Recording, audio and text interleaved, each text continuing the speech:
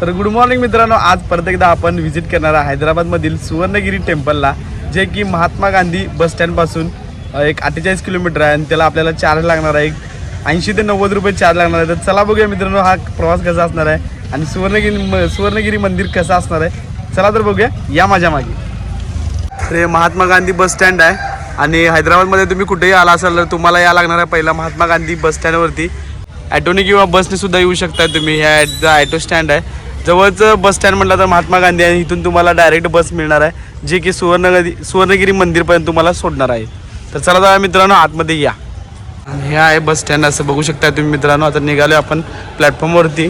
मित्रांनो हे बघू शकता MG बस स्टँड आहे आणि सुवर्णगिरी मंदिरला जाण्यासाठी परफेक्ट असं बस स्टँड आहे। प्लॅटफॉर्म 21 नंबरवरून तुम्हाला मिळणार आहे सुवर्णगिरी मंदिरला गाडी, जी की बस तुम्हाला सुवर्णगिरी मंदिरपर्यंत सोडणार आहे, जे 48 किलोमीटर आहे। आणि महात्मा गांधी बस स्टँडवरती प्लॅटफॉर्म नंबर 21ला ही बस लागते मित्रांनो।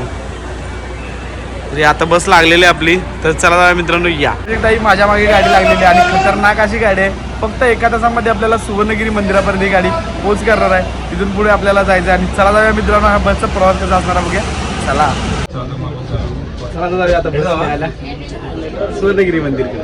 तर आता निघाले MG बस स्टँडवरून बस सुवर्णगिरी मंदिरकडे।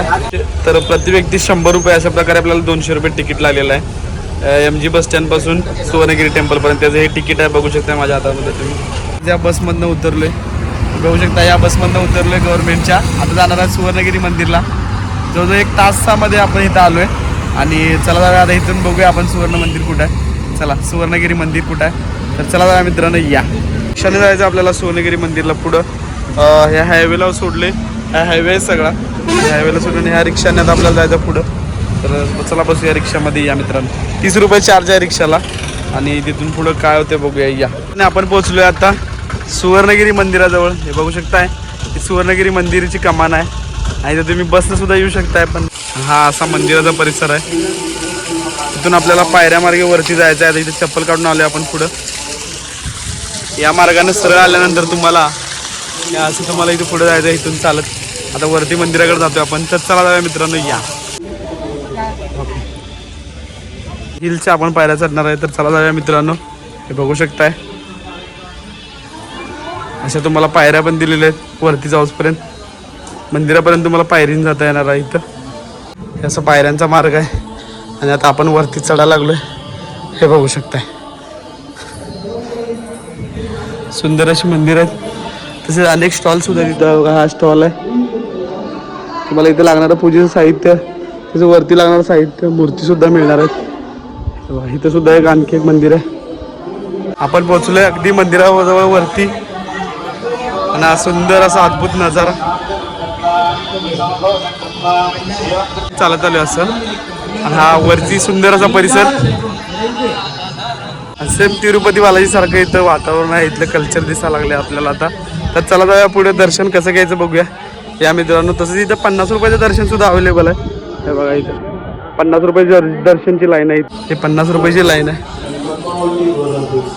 इथून तुम्ही वरती चालत आलात पायऱ्या मार्गे, तर हे समोर मंदिर दिसणार आणि मंदिराच्या बाजूला बरोबर इथं लॉकर आहेत। इथं आपला मोबाईल बॅग जमा करायचा आहे, तर आपला मोबाईल आता जमा करतोय। बघूया आता दर्शन झाल्यानंतर घेऊया या। जी तुम्ही 50ची लाईन पुढे आहे त्याच्यात इथून ही फ्रीची लाईन आहे।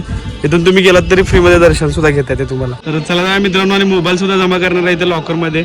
आताच तुम्हाला दाखवलं आहे मंदिराच्या बाजूला असलेले लॉकर, लगेज बॅग लॉकरमध्ये ठेवणार आहे आपण बॅग आणि आपले जे काही मोबाईल आहेत ते करून आलो।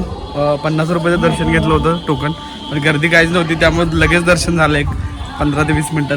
तर तुम्ही आलात तरी टोकन जर गर्दी असेल तर घेऊन टाका, कारण लगेच दर्शन होते। आणि हे बघू शकता आसपासचा परिसर। आता चला पुढे जाऊया, अजून दर्शन करून आलोय। भोवती मंदिरच्या आणखी काय काय बघायला मिळते आपल्याला, बघूयात। चला या मित्रांनो। हा रथ आहे देवाचा, ज्या उत्सव असे त्यावेळी हा रथ वापरला होता आणि बघू शकताय हे रथ आहे। तर हे सुंदर असा महाल दिसतोय। चला जाऊया आतमध्ये, आपल्याला काय काय बघायला मिळणार आहे बघूया या।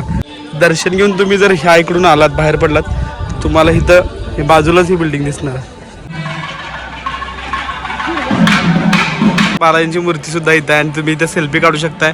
तर असा हा मंदिराचा परिसर आहे आणि बघू शकताय। चला तर अजून पुढं काय काय आपल्याला एक्सप्लोर करता येतं बघूया या। खतरनाक व्ह्यूज आहे इथला, तुम्ही बघू शकताय।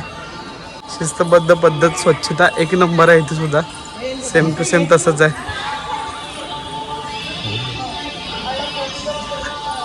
इकडे मागचा मंदिराचा परिसर बघतोय आपण. क्या बात आहे, सुंदर. अनेक तुम्हाला इथे मंदिरं सुद्धा लागणार आहेत.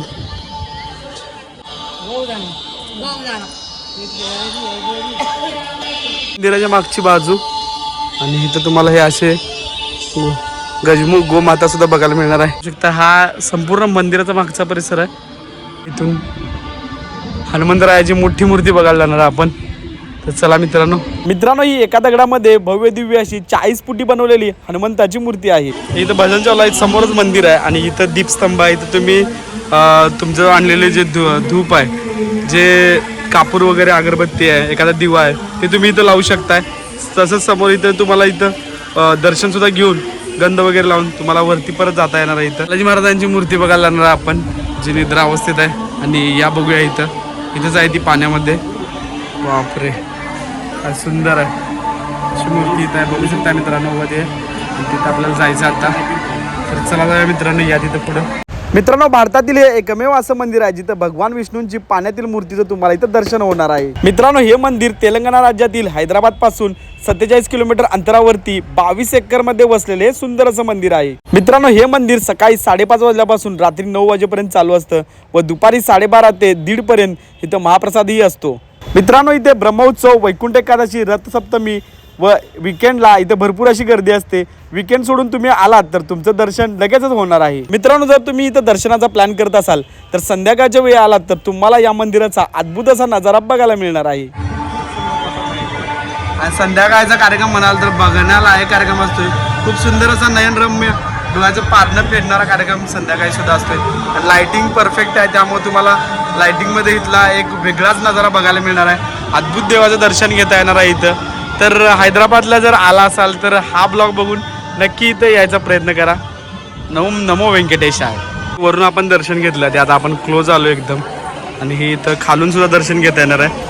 इथं वरती सुद्धा दर्शन घेण्याची सुद्धा व्यवस्था आहे. इथून सुद्धा एक नंबर नजारा दिसतोय आणि खालून सुद्धा एक नंबर आहे बघा. इथं आलात तर नक्की या मित्रांनो.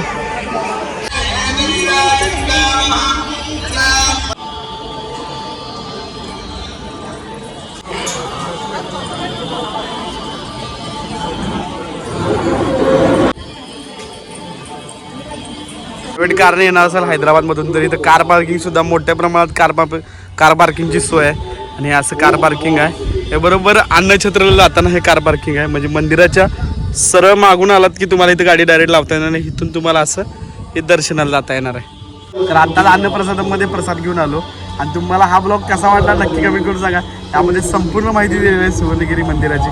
कसं यायचं, कुठं जायचं आणि इथं दर्शनला किती वेळ लागतोय, इथं पार्किंगची सोय आहे, हे सगळं या ब्लॉगमध्ये सांगितलं आहे. तर तुम्हाला हा ब्लॉग कसा वाटला मला कमेंट करून नक्की सांगा. परत भेटूया नवीन एका अशाच एका नवीन व्हिडिओमध्ये. तोपर्यंत व्यंकटरमणा गोविंदा.